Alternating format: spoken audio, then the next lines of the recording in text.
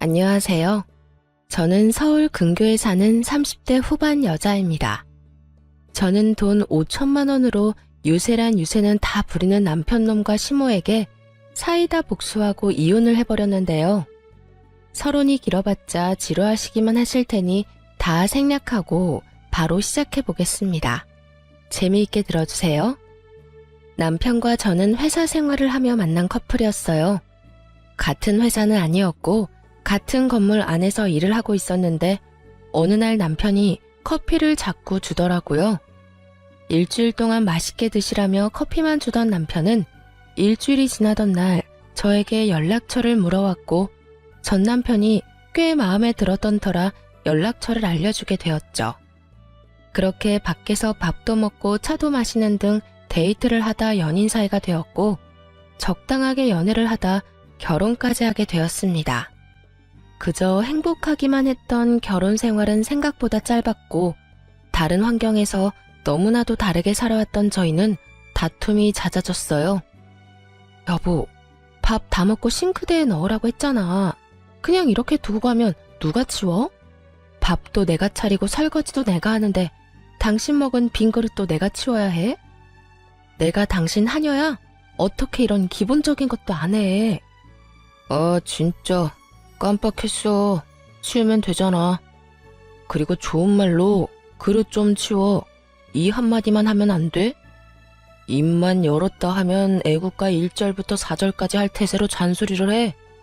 당신 때문에 내 귀가 멀게 생겼다고 하도 잔소리를 해대서.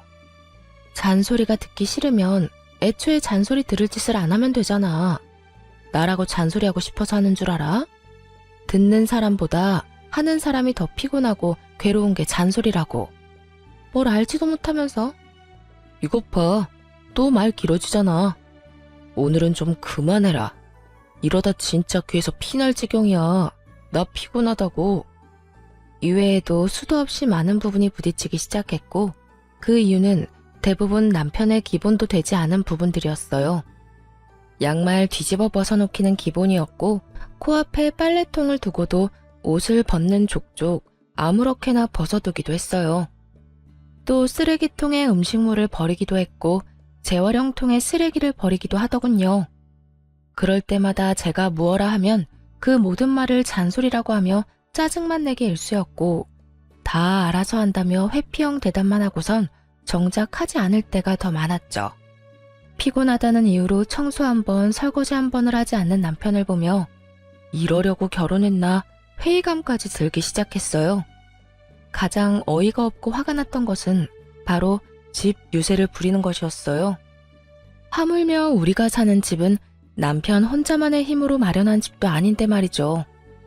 딱 5천만 원 더 낸 것으로 말끝마다 내 집 타령을 해대는 꼴이 참 기가 막히더군요.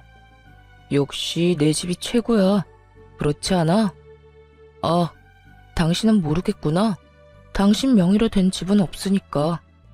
명의는 당신 명의라도 이 집 우리 반반 내서 마련한 거 잊었어? 왜 계속 그런 식으로 말해? 당신이 그러니까 나 기분 나쁘려고 해. 반반은 아니지. 우리 집 돈이 5천만 원 더 들어갔잖아. 조금이라도 더 많이 낸 사람 지분이 더 많은 게 당연한 거 아니야? 그러니 당연히 여긴 내 집이 맞잖아. 명의도 내 명의고 말이야. 그러니까 나한테 잘해. 자꾸 잔소리만 하면 집에서 쫓아내버린다. 잘났다 잘났어. 내가 말을 말지. 당신 편할 대로 생각해. 그렇게 생각해서 당신이 행복하다면 됐다 됐어. 초반엔 좋은 게 좋은 거라 넘겼지만 저런 일이 계속 반복되니 더는 농담으로도 들리지 않고 짜증이 확 나더라고요. 남편이 강조하는 5천만 원도 다 사연이 있었어요. 결혼을 할 당시에 모아둔 돈으로 집을 마련하기엔 턱없이 부족했던 저희는 대출을 내서 집을 마련하기로 했는데 그 사실을 양가 부모님께서 아시곤 도움을 주셨었죠. 친정에서 보태주신 돈 중 5천만 원 가량을 가전 가구를 포함한 결혼식에 필요한 비용으로 쓰게 된 것이었죠. 그래서 엄연히 말하자면 정확히 반반 결혼을 한 것이었어요. 그런 집이었지만 집을 마련할 당시 시모는 공동 명의가 아닌 남편 명의로 하라고 난리를 부려대더라고요. 아들, 명의는 당연히 네 명의로 하는 거지.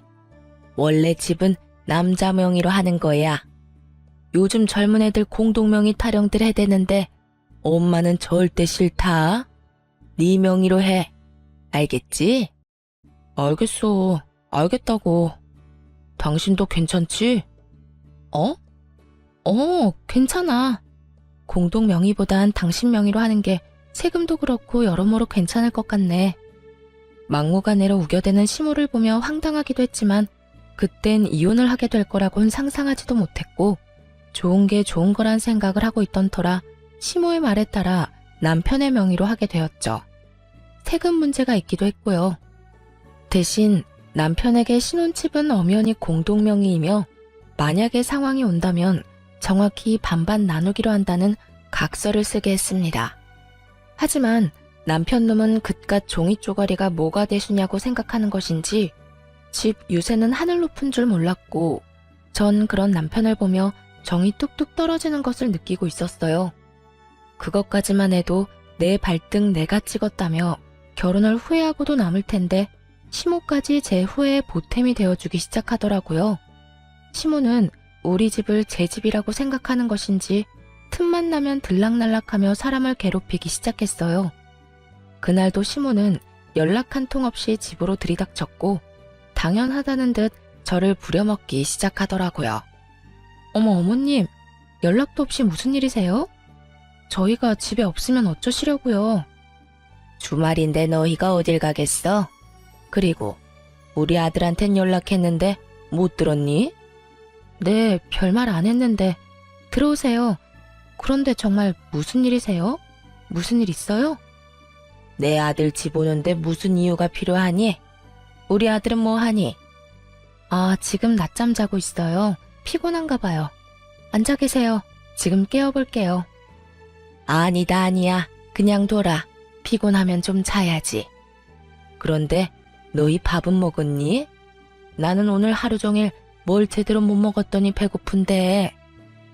시장하세요. 지금 바로 차려드릴게요. 그래, 그러면 간단히 쌈밥 좀 해먹자꾸나. 오리고기도 좀 굽고 양배추도 좀 찍어라. 집에 기본적인 쌈은 있지? 시모는 간단이라는 단어의 뜻을 모르는 것이 분명했어요. 물론 시모에게 차려주는 밥상이니 찌개찜은 다시 끓일 생각이었지만 나머진 냉장고에 있는 반찬을 내놓으려 했거든요. 갑작스럽게 집으로 들이닥친 사람이니 그 정도는 이해하겠지 했는데 시모는 간단히 집에 있지도 않은 재료들을 찾고 있더라고요. 어머님, 오리고기는 없고 삼겹살은 있어요. 쌈도 상추 깻잎은 있는데 양배추는 없고요. 너 회사 생활한다고 살림을 아무렇게나 살고 있는 거 아니니? 어떻게 가정집에 그 기본적인 것도 없니? 언제부터 그런 것들이 가정집에서 기본적으로 갖춰야 할 재료들이 된 것인지 알 수가 없더라고요.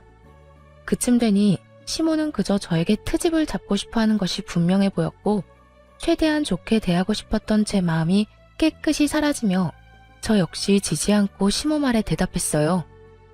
네, 저희 집엔 그런 찬들이 기본은 아니라서요. 그리고 어머님도 아시다시피 냉장고에 이것저것 쌓아두면 뭐 하나요? 신선도만 떨어지고 아차 하는 순간 상해서 버리기밖에 더 하겠어요?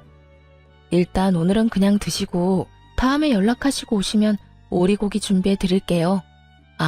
양배추도요. 그래, 너 잘났다. 잘난 며느리 잘 둬서 밥 한 끼 얻어먹는 게 이리도 눈치가 보이는구나. 그리고 너 아까부터 연락 타령을 해대는데 이 집 엄연히 내 집이기도 하지 않니? 이 집에 들어간 내 돈이 얼만데 아까부터 연락 타령인 거야. 넌 네 집에 갈 때 연락하고 가니? 남편이 누굴 닮아 그 모양인가 싶었더니 시모가 남편과 똑같은 말을 하더라고요. 저는 이번에야말로 확실히 집어줘야겠다는 생각을 했고 시모를 똑바로 바라보며 이렇게 말했어요. 어머님, 이 집이 왜 어머님 집이에요? 엄연히 저희 부부 집이죠. 어머님 돈만 들어간 거 아니고 저희 부모님 돈도 그 못지않게 들어갔어요. 어머님 말씀대로라면 저희 부모님도 이 집에 막 오셔도 되겠네요? 제 말에 시모는 펄쩍 뛰며 이렇게 말하더라고요. 그건 아니지. 이 집 살 때 우리가 5천 더 보탠 거 잊었어? 그러니까 이 집에 대한 권리는 우리한테 더 있다고. 거기에다 이 집 명의도 내 아들 명의인 거 잊었어? 그런 내 집, 내 아들 집에 네 부모들이 왜 와? 내 아들 불편하게. 절대 난 그 꼴은 못 본다. 그 빌어먹을 5천만 원. 할 수만 있다면 시모의 입에다 던져주고 싶은 심정이었어요. 도대체 어느 나라 계산법에 따라 계산을 하면 저딴 결론이 나올 수가 있는 것인지 궁금해지더라고요. 전 다시 한번 정확히 반반 결혼임을 시모에게 말해주었습니다. 그 5천만 원 덜 들어가게 된 것도 이 집에 들인 가전, 가구, 저희 결혼에 쓰인 여러 가지에 쓴다고 그렇게 된 거예요. 남편도 동의했고 그중 남편이 쓴 돈도 많고요. 그러니까 엄연히 이 집은 반반 보태서 마련했다고 볼 수 있죠. 그러니 저도 이 집에서 편해야 하지 않겠어요? 남편이 저희 부모님 오면 불편한 만큼 저 역시 어머님이 이런 식으로 오셔서 어머님 집인 양 들쑤시고 다니면 불편하고 힘들어요. 그러니까 연락하시고 오세요. 서로 좀 편하게 살자고요. 시모는 제 말에 얼굴을 붉히기 시작하더니 대바라진 X라는 말을 하고선 집으로 돌아가 버리더군요. 이런 일이 있고 난 후 시모는 저의 말에 잘 따라주더라고요. 너무 잘 말이죠. 시모는 집으로 오고 싶을 때마다 연락을 했고 그 연락의 빈도는 일주일에 5번 정도가 되었죠. 그쯤 되니 매번 거절하는 것도 힘든 상태가 돼버렸고 이리저리 변명을 해도 남편에게 연락을 해서 찾아와 버리더라고요. 그나마 다행이라고 할 수 있는 것은 남편 놈이 평일엔 오지 말라고 해줬다는 것이었어요. 하지만 주말엔 온다는 시모를 막지 않았고 그렇게 부부간의 주말은 없는 것이나 마찬가지였습니다. 시모가 오는 주말은 쉬어도 쉬는 게 아니었어요. 아침 대바람부터 찾아와 저녁 늦게나 돼서 돌아가니 곤욕도 그런 곤욕이 없더라고요. 삼시세끼를 매번 다르게 차려야 하는 것은 물론이고 간식, 과일, 때론 생과일 주스까지 직접 만들어 대령하라고 하니 없는 당직이라도 만들어 회사에 출근하고 싶은 심정이었어요. 그렇게 한 달이 지나가던 어느 날 시모에게 또 전화가 왔고 언제나 그렇듯 또 오겠다고 하더라고요. 결국 전 폭발을 해버렸고 남편에게 화를 내버렸어요. 엄마, 내일 또 온대. 엄마도 많이 적적하신가 보네. 매주 이렇게 우리 집에 오는 거 보니까 말이야. 황당하더라고요. 시모가 혼자 있는 것도 아니고 시부가 버젓이 살아계시는데 적적함이라는 단어가 왜 나오는지 이유를 알 수가 없더라고요. 적적? 지금 적적하다고 했어? 아버님도 계시는데 적적하긴 뭐가 적적하시다는 거야. 아니, 당신 말대로 적적하시다고 해도 이건 아니지. 어떻게 매주마다 결혼한 아들 집에 올 수가 있어? 해도 너무하잖아. 너무하긴 뭐가 너무하냐? 외롭고 심심하면 아들 집 올 수도 있는 거지. 당신이야말로 너무한다 생각 안 해? 다른 사람도 아니고 부모님이 자식 집에 와서 시간 좀 보내겠다는데 이렇게 싫어하는 건 좀 아니지. 부모님이 한평생 우리 곁에 계시는 것도 아닌데 있을 때 잘해드려야 할 거 아니야. 돈 드는 것도 아니고 그저 집에 와서 시간 좀 보내고 싶다는데 그냥 그러려니 하고 넘어가. 그러려니? 당신 같으면 그러려니가 되겠어? 나 지난 한 달 동안 주말에 단 하루도 못 쉬었어. 하루가 뭐야? 깨어있는 시간 내내 제대로 쉬지도 못했다고. 당신만 회사 다니니? 나도 회사 다녀. 나도 일하는 사람이라고. 나도 주말에 쉬어야 하는데 어머님 때문에 제대로 쉬지를 못하고 있다고. 그런데 그러려니? 말이면 다인 줄 알아? 좀 적당히 좀 해, 적당히. 무슨 여자가 입만 뗐다 하면 말이 길어져? 적당히 할 줄을 몰라? 내가 일해서 엄마 온다고 할 때마다 그냥 오라고 하는 거야. 엄마라도 와야 당신이 조용하니까. 그제야 남편 놈이 죽어라 시모를 집에 오게 한 이유를 알겠더라고요. 아니, 잔소리를 하고 싶어서 하는 사람이 세상 천지 어디에 있나요? 다들 알다시피 잔소리를 듣는 사람도 피곤하겠지만 잔소리를 하는 사람도 그 못지않게 피곤하고 감정이 상하는데 남편은 전혀 그런 생각은 하지도 않고 그저 제 잘못으로 몰아가고 있더라고요. 뭐? 당신 지금 그걸 말이라고 해? 내가 틀린 말 했어. 당신 잔소리 심하게 하잖아. 그러니까 우리 엄마 오는 게 싫으면 잔소리 좀 하지 마. 그러면 우리 엄마 보고 오지 말라고 할 테니까. 남편은 도리어 저에게 화를 내며 저만 이상한 사람으로 몰아갔고 저는 이런 순간마다 이혼이라는 단어가 절로 떠오르게 되었어요. 하지만 그때마다 이런 걸로 이혼까지 해야 하나 하는 생각이 들기도 했고 바보 같은 미련 때문에 이혼을 쉽사리 결정할 수도 없었어요. 그렇게 피곤한 일상을 보내던 어느 날 친정 부모님께서 연락이 왔더라고요. 딸, 어디야? 집이야? 엄마, 나 집인데 왜? 오려고?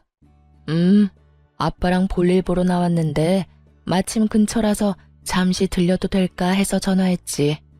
너희한테 줄 것도 있고 해서 말이야. 혹시 피곤하니? 아니, 피곤하기는. 얼른 와요. 기다리고 있을게. 집으로 오신 부모님은 양손 가득 먹거리와 함께 영양제 등 몸에 좋은 것들을 사가지고 오셨고 전 이런 부모님을 그냥 보내기가 싫어 식사를 하고 가시라고 했어요. 부모님도 저희 집에 처음 오셨던 터라 구경도 할 겸 시간을 보내다 가겠다 하시더라고요. 저는 부모님과 대화를 나누는 와중에도 온 신경이 안방에 가 있었어요.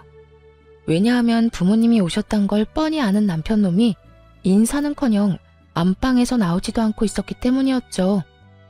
도대체 이게 무슨 경우인가 싶더라고요. 이건 정말 선을 넘는 행동이잖아요. 그래서 전 부모님의 눈치를 살피다 안방으로 들어가게 되었고 방에서 침대에 누워 휴대전화를 보며 낄낄거리는 남편을 보는 순간 화가 머리끝까지 치솟았어요. 당신 지금 뭐해? 우리 아빠 엄마 오는 소리 못 들었어? 들었어. 태연해도 너무 태연한 목소리였어요. 남편은 굳이 길게 말하지 않았지만 그래서 어쩌라고 라는 뒷말이 들리는 듯 하더군요. 전 밖으로 목소리가 새어나가지 않도록 조용히 남편에게 말했어요. 들었으면 나와서 인사는 해야 할 거 아니야. 그 정도는 예의 아니야? 이젠 내가 인사하는 것까지 알려줘야 해? 나 피곤하단 말이야. 그냥 나 잔다고 그래. 깊게 잠들어서 못 깨운다고 하면 되잖아. 정 안 되겠으면 그냥 나 없다고 그래. 내가 아예 안 나갈 테니까. 당신 지금 그걸 말이라고 해? 아무리 피곤해도 우리 아빠 엄마가 왔는데 인사도 안 할 수가 있어. 불편한 걸 어떻게 해. 나 불편한 거 싫단 말이야. 주말엔 마음 편히 쉬어야 평일에 또 열심히 일할 거 아니야. 근데 오셨으면 주실 것만 주시고 가면 되지. 식사는 또 왜 하고 가신다는 거야? 아니, 애초에 주말에 찾아오신 거부터 좀 아니지. 너 진짜 말 다 했어? 네 엄마가 주말마다 찾아와서 삼시세끼 다 먹고 가는 건 되고 우리 부모님은 아예 와서도 안 된다는 이 말이니? 딸이랑 아들이랑 같아? 딸은 시집가서 출가 외인 아니냐. 여전히 침대와 한몸이 되어 입만 살아 움직이는 남편을 보는데 머리털을 다 뽑아주고 싶었어요. 이기적인 논리로 개소리를 하는 남편에게 하고 싶은 말은 많았지만 이야기가 더 길어지면 밖에 계신 부모님이 눈치를 채실 것 같더라고요. 그래서 전 남편을 두고 방에서 나왔고 부모님께는 남편이 피곤하다며 대충 얼버무렸습니다. 아, 남편이 많이 피곤한가 봐. 요즘 회사 일이 바빠서 오늘 아침까지 집에서 일하다가 좀 전에 잠들었거든. 그래서 그런지 깨워도 못 일어나네. 그냥 자게 두고 우리끼리 맛있는 거 먹자. 나중에 일어나면 전화하라고 할게. 아유, 전화도 됐어. 피곤하면 자야지. 밥이야 맨날 먹는 건데 뭘. 그냥 자게 두고 나중에 일어나고 큰 소리 내지 마. 엄마의 말을 듣는데 부모님께 더욱 죄송해지더라고요. 이때껏 제가 너무 바보처럼 참고 살아 남편이 우리 부모님까지 무시하나 하는 생각이 들기도 했고요. 그렇게 시작된 식사 자리, 마냥 좋을 순 없는 상황이었죠. 저는 저대로 웃고는 있는데 웃는 것이 아니었고 부모님은 부모님대로 눈치를 살피시느라 밥을 씹지도 않고 삼키고 계셨고요. 그렇게 눈코 뜰 새 없이 식사를 마친 부모님은 서둘러 돌아가 버리시고 저는 그간 참아왔던 분노가 터져버렸어요. 당신 진짜 해도 해도 너무한다. 우리 부모님을 무시해도 정도가 있지. 어떻게 진짜 안 나와볼 수가 있어? 당신 이거밖에 안 되는 인간이었어? 내가 뭘 어쨌다고 그래. 내가 피곤하다고 안 나간다고 했잖아. 장인어른 장모님이 뭐라고 하신 것도 아니고 식사 잘하시고 가셨으면 된 거 아니야? 당신이 보기엔 잘 드시고 가신 것 같아? 국 반찬은 그대로 있고 밥만 드시더라. 그 밥도 제대로 씹지도 않고 삼키시고. 딸 집에 처음 왔는데 우리 아빠 엄마가 이딴 취급이나 받고 가셔야 했어? 어쨌든 밥은 다 드셨네. 아예 쫄쫄 굶고 간 것도 아니잖아. 아 진짜 사람 피곤하게 좀 만들지 마. 뭘 잘한 게 있다고 화를 내는 남편 놈을 보며 저 역시 참지 않고 쏘아붙였어요. 내가 어머님 왔을 때 어떻게 했는지 기억 안 나? 나도 피곤하고 힘든데도 삼시세끼 다 해드리고 간식에 과일까지 다 대접해드렸어. 내가 한 만큼 해달라는 것도 아니었잖아. 그냥 나와서 인사하고 밥 한 끼 같이 먹자는 건데 그것도 힘들어? 힘들어. 솔직히 말해서 나 당신 부모님들이랑 마주보고 밥 먹는 거 불편하고 힘들어서 너무 싫다고. 그리고 내가 우리 엄마 왔을 때 그렇게 해달라고 했냐? 당신이 착한 며느리병 걸려서 알아서 다 한 거 아니야? 혼자 미움받기 싫어서 다 해놓고선 이제 와서 왜 나한테 이래? 그렇게 싫었으면 당신도 나처럼 아예 방에서 안 나오면 되는 거잖아. 사랑하는 남자의 부모님이기에 잘 대접하고 싶었던 저의 마음을 착한 며느리병이라고 하더군요. 그런 남편의 비수꽂는 말을 듣는데 제 마음속 무언가가 와장창 깨지는 느낌이 들었어요. 착한 며느리병? 당신 정말 그렇게 생각하고 있었어? 와, 진짜 내가 기가 차서 말이 안 나온다. 난 있잖아. 착한 며느리병도 아니고 칭찬받고자 한 일도 아니었어. 난 그저 내가 사랑하는 남편의 부모님이니까 내가 힘들고 지쳐도 할 수 있는 것까진 최선을 다해 대접해드리고 싶어서 그랬던 거라고. 그러니까 누가 그렇게 하라고 했어? 앞으로 하지 말라고. 그렇게 힘들고 지치는데 왜 해? 당신 바보야? 바보? 그래, 당신 말이 다 맞네. 내가 바보였네. 알겠어. 그러면 앞으로 나도 당신처럼 어머님이 오든 말든 안방에서 안 나와도 상관없다 이거지? 알겠어. 당신 후회하지 마. 후회는 무슨? 당신이 어떻게 하든 후회 안 할 테니까 앞으로 당신도 내가 어떻게 하든 상관하지 마.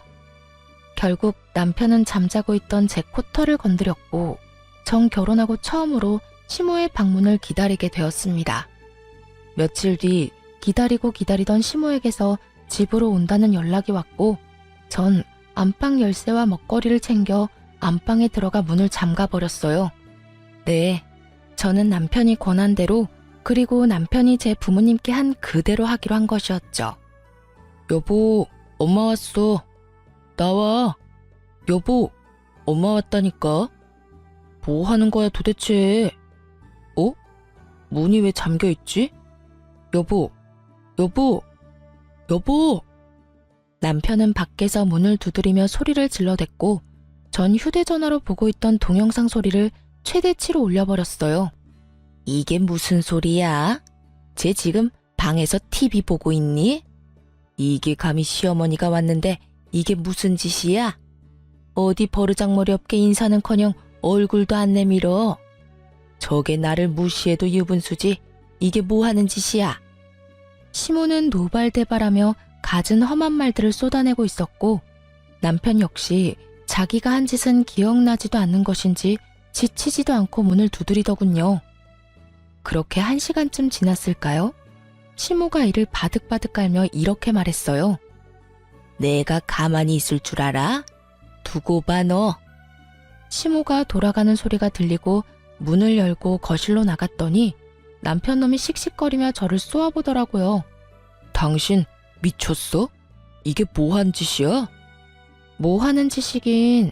다 당신한테 배우고 당신이 시킨 대로 하는 짓이지. 뭐? 당신이 그랬잖아. 다음에 어머님 오시면 나한테도 안방에서 나오지 말라며. 당신 시킨 대로 한 것뿐인데 왜 화를 내? 그 말을 곧이 곧대로 믿는 사람이 어디 있어? 그냥 한 말이잖아. 그냥 당신 잔소리 듣기 싫어서 아무렇게나 나오는 대로 한 아무 의미 없는 말. 당신한텐 아무 의미 없는 말일지 몰라도 나한테는 아니었어. 그러게 말을 할 땐 생각을 좀 하고 말을 하지 그랬어. 아, 그리고 어머님껜 당신이 잘 말해줘. 나 회사 일로 너무 피곤해서 휴대전화로 TV 보다가 깊게 잠들어서 몰랐다고 말이야. 아니다. 그렇게 문을 두드리고 고함을 질러대는데 너무 말이 안 되나? 그냥 문 따고 들어가니까 기절해 있었다고 그래. 그래서 병원 다녀왔다고 하면 되겠네. 하여튼 좀 부탁할게. 남편은 자기가 한 짓이 그제야 생각나는지 아무 말도 하지 못하고 그저 저를 계속해서 쏘아보더라고요. 그렇게 쏘아보기만 하던 남편놈은 그나마 생각이란 건 있었는지 시모에게 연락을 해 제가 시킨 대로 알고 보니 제가 잠시 혼절해 병원에 다녀왔다고 거짓말을 했고 시모는 믿는 듯 넘어가더군요. 아무래도 아들이 그렇게 말을 하니 의심쩍긴 하지만 믿고 넘어가는 듯 했어요. 믿지 않았다면 진작 연락이 와 노발대발 화를 냈을 텐데 따로 연락이 오지 않을 뿐더러 찾아오지도 않았으니까요. 그렇게 남편과의 신경전이 계속되며 이혼이 가까워지던 어느 날 한동안 잠잠했던 시모에게서 연락이 왔더라고요. 예, 회사니? 네, 회사예요. 바쁠 테니 본론만 말아마. 집 비밀번호 뭐니? 네?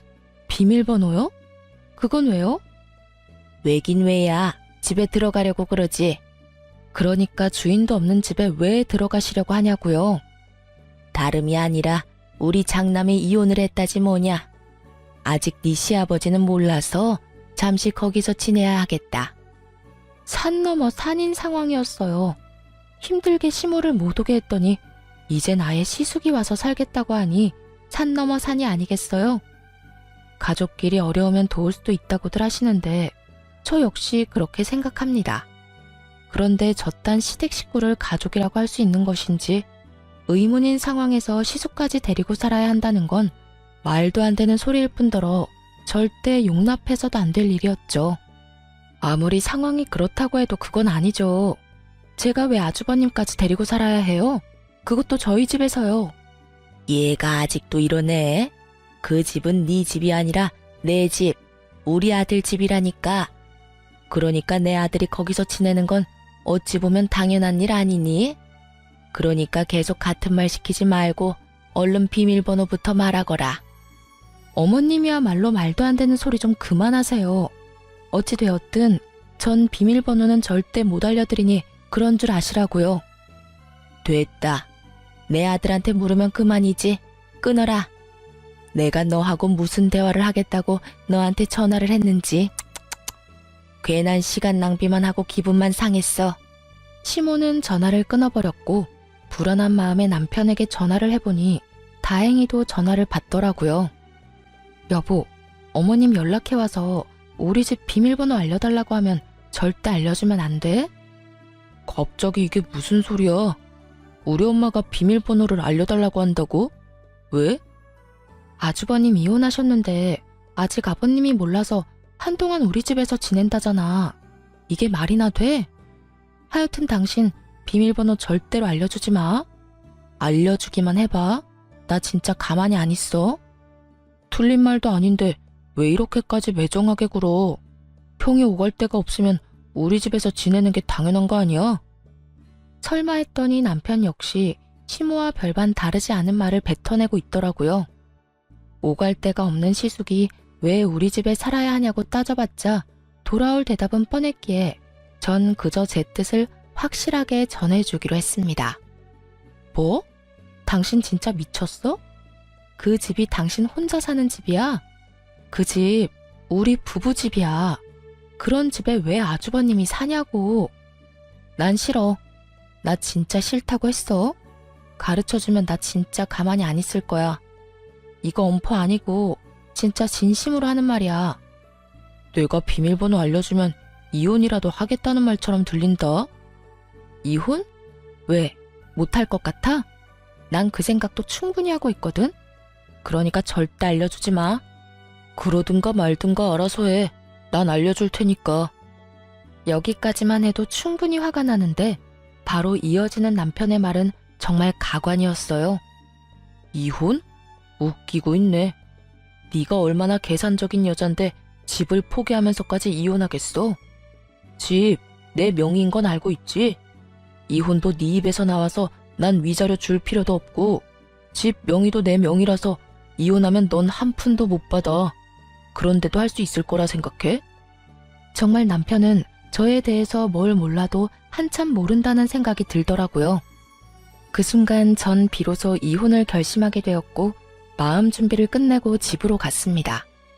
집에는 예상대로 남편 시숙 시모가 웃으며 TV를 보고 있었고 저를 본 시모는 숨쉬듯 자연스럽게 밥을 하라고 하더군요.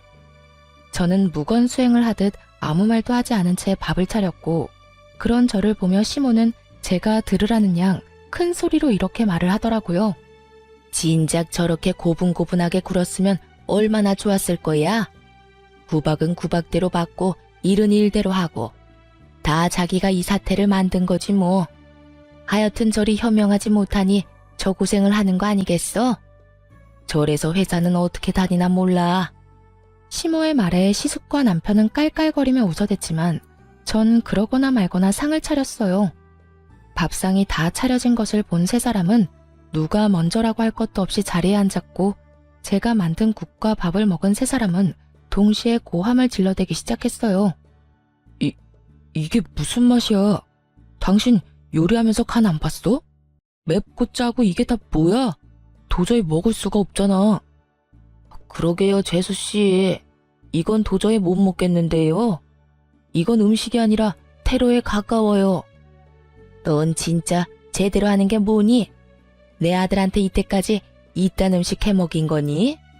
마음보가 고약하면 음식이라도 잘해야지. 뭐 하나 내세울 것도 없으면서 대체 뭘 믿고 시집을 온 건지. 내가 요즘 너만 보면 한숨이 나온다. 그래요. 저는 그들을 위한 마지막 만찬으로 소태밥, 청양고추국, 간장을 들이부은 반찬을 만들어 상을 차렸던 것이었어요. 제발 이거라도 먹고 정신 차리란 뜻이었죠. 세 사람은 저에게 짜증을 내고 있었고 전 숟가락을 신경질적으로 내려놓으며 이렇게 말했습니다.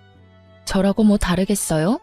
어머님은 한숨만 나오겠지만 저는 어머님 보면 화병이 날 것 같다고요. 그리고 이 음식들이 마음에 안 들어도 다 드세요. 마지막 만찬이라 특별히 신경 쓴 거라고요.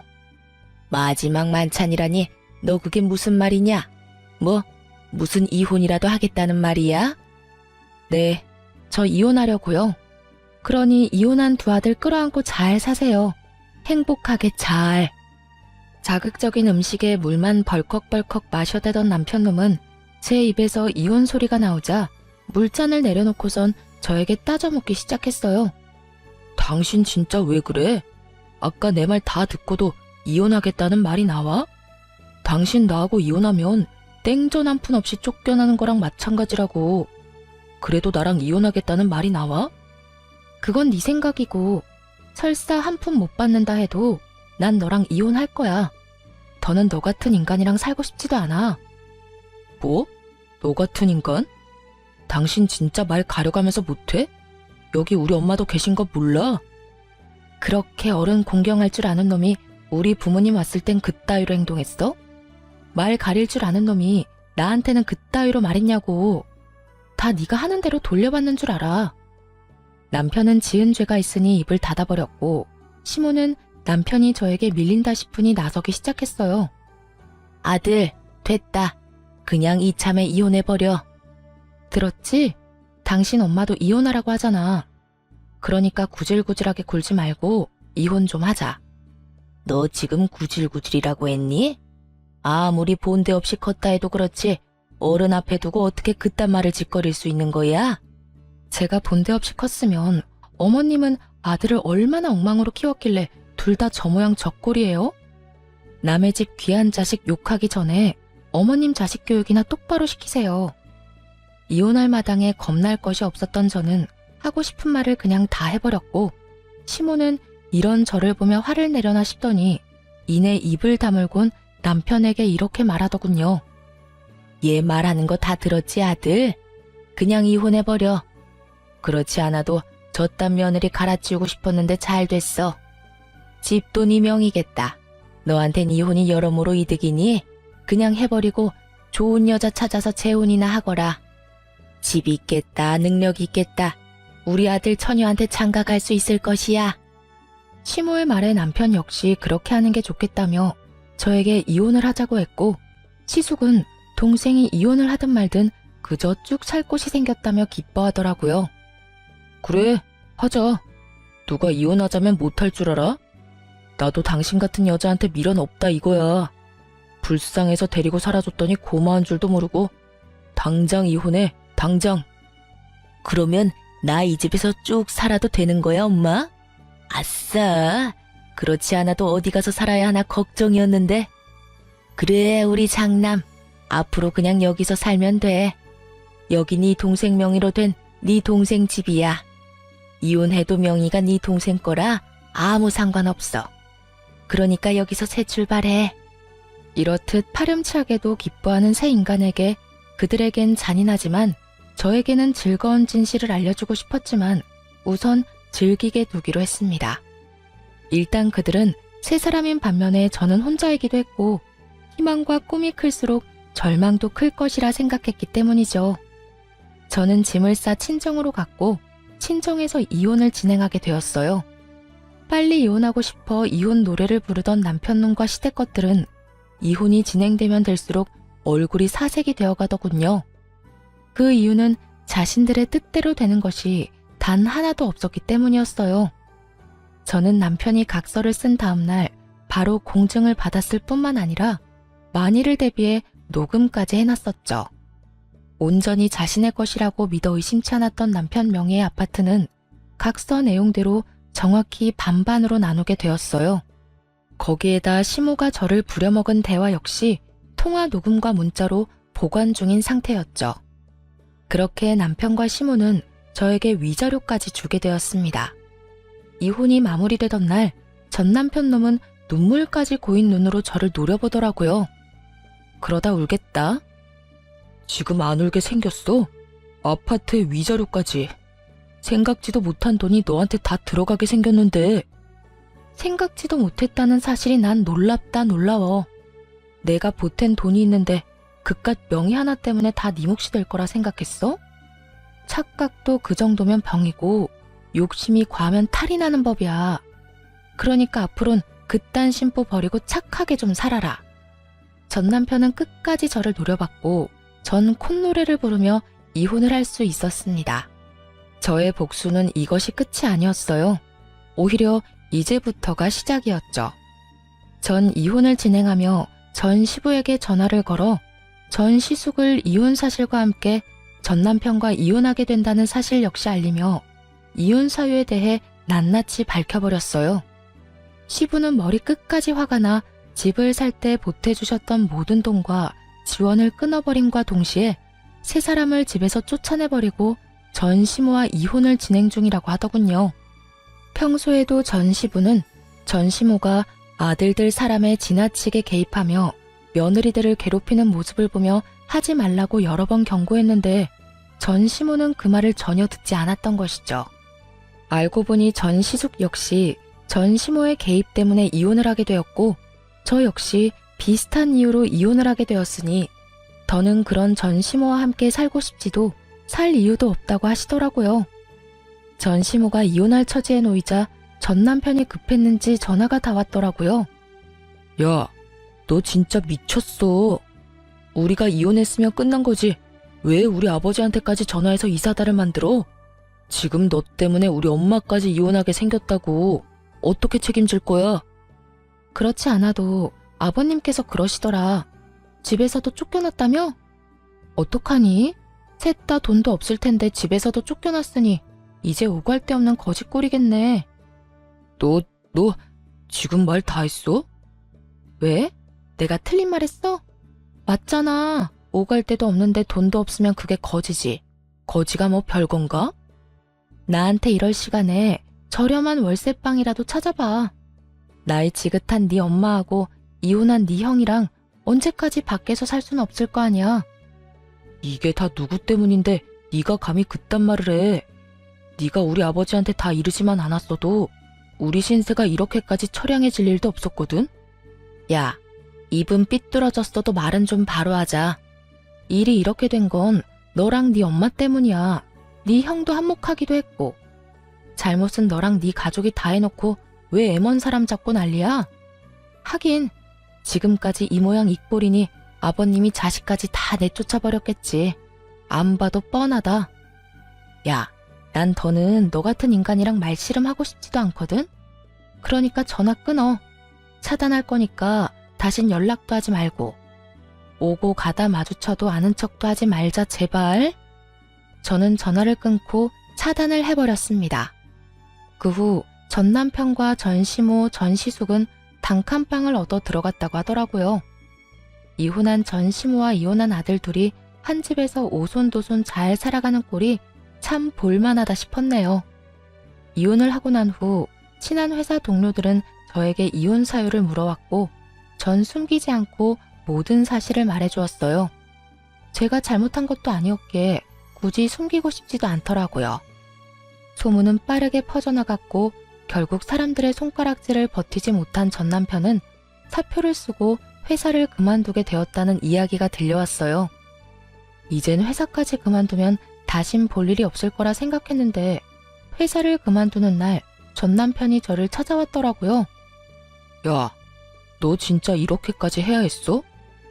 내가 뭘? 네가 소문냈잖아. 우리가 왜 이혼하게 됐는지. 아름다운 이별 몰라? 끝까지 이렇게 더럽고 치사하게 굴어야겠어? 아름다운 이별 같은 소리 한다. 너는 아름다운 이별을 하고 싶어서 아파트 혼자 다 가지려고 했어? 그것도 너 혼자 산 집도 아니고 반반 보태서 마련한 집을? 양심이 없어도 적당히 없어야지. 다 네가 지은 죄값 네가 다 받는 거라고 생각해. 그리고 소문 중에 틀린 말도 없었잖아. 안 그래? 틀린 말은 없었어도 그렇게까지 다 말할 필요는 없었잖아. 그냥 성격 차이라고 해줄 순 없었어? 그래도 우리가 살았던 정이 있는 건데 이렇게까지 나를 끝까지 몰고 가야만 했었냐고. 난 그저 묻길래 있는 사실 그대로 말해준 것뿐이야. 그리고 소문이 어떻듯 당신 당당했잖아. 당신은 이혼하는 그 순간까지 나한테 잘못한 거 없다고 했던 사람이야. 그런 사람이 이제 와서 사람들이 욕하고 손가락질하니까 부끄럽긴 한가 보다. 잘못된 행동이란 걸 느끼기는 하는가 봐. 아니거든. 난 여전히 내가 잘못했다고 안 생각하거든. 그래? 그렇게 생각해서 당신 마음이 편하다면 그렇게 생각해. 이젠 난 당신이 어떻게 생각하든 아무 상관도 없는 사람이니까. 그러면 난 바빠서 이만 가볼게. 이젠 다신 마주치지 말자. 돌아서는 제 뒤로 남편의 험한 말들이 들려왔고 전 머리 위로 가운데 손가락을 보여주며 대답을 대신했습니다. 그 한 방에 제 모든 울분이 날아가는 기분이 들더군요. 그 후 전 남편을 포함해 전 시댁 식구들의 소식은 들을 수 없었으나 어떻게 지낼지는 뻔했기에 굳이 알고 싶지도 않았어요. 그렇게 전 다시 화려한 싱글이 되었고 시간은 빠르게 흘러 이혼을 한 지 3년이 되었네요. 전 여전히 회사 생활을 하며 잘 지내고 있습니다. 요즘엔 여러 모임에 참석해 사람들과 즐거운 시간을 보내며 이혼의 아픔을 점점 잊어가고 있는 중입니다. 남편에 대한 미련은 없다고 하나 이혼을 마음먹게 되었던 과정부터 이혼을 하게 되는 과정까지 너무 힘든 일의 연속이었기에 처음엔 참 많이 힘이 들더라고요. 멍청하게도 그 모든 게 제 탓인 것만 같은 순간들이 있기도 했고 후회스러운 날들이 있기도 했어요. 그야말로 기분이 롤러코스터를 타는 날들이었어요. 하지만 그런 날들은 길지 않았고 전 이제 그런 못난 생각들을 더는 하지 않습니다. 저의 잘못이 전혀 없었다고는 생각하지 않지만 언제나 원인은 전 남편이었고 나름대로 문제를 해결하기 위해 노력해왔다고 생각하니까요. 그래서 이젠 후회도 하지 않고 모든 걸 훌훌 털어내고 제 삶을 위해 살아가고 있어요. 요즘처럼 제 삶에 만족하며 지냈던 적이 없었던 것 같아요. 매 순간 매 시간이 소중하게 느껴지기도 하고 가끔씩 찾아오는 적막을 오롯이 즐기며 지내기도 하고요. 요즘엔 이혼이 내가 한 결정 중에 가장 잘한 결정이라고 느낄 만큼 행복하게 잘 살고 있어요. 혹시 사연을 듣고 계신 분들 중에 저처럼 남편과 시댁 때문에 이혼을 고민하고 있는 분이 계시다면 이런 말을 해드리고 싶어요. 이혼 쉬운 결정이 아닌 것은 분명합니다. 저 역시도 그런 말도 안 되는 상황에서도 꽤 긴 시간 이혼에 대해 고민했고 쉽사리 결정하지 못했던 것이 사실이니까요. 그런데 돌이켜보니 그 모든 순간들이 결코 저를 위한 시간들이 아니었더라고요. 그 시간들은 제 영혼을 갉아먹는 시간들이었고 그 모든 순간이 그저 괴롭기만 한 지금은 떠올리기도 싫은 나쁜 기억일 뿐이었어요. 그러니 여러분, 자신을 괴롭히지 말고 현명한 선택, 옳은 선택할 수 있길 제가 응원하겠습니다. 여러분도 제 행복을 위해 응원해 주실 거죠? 저는 이만 물러가 보겠습니다. 긴 시간 들어주셔서 감사합니다.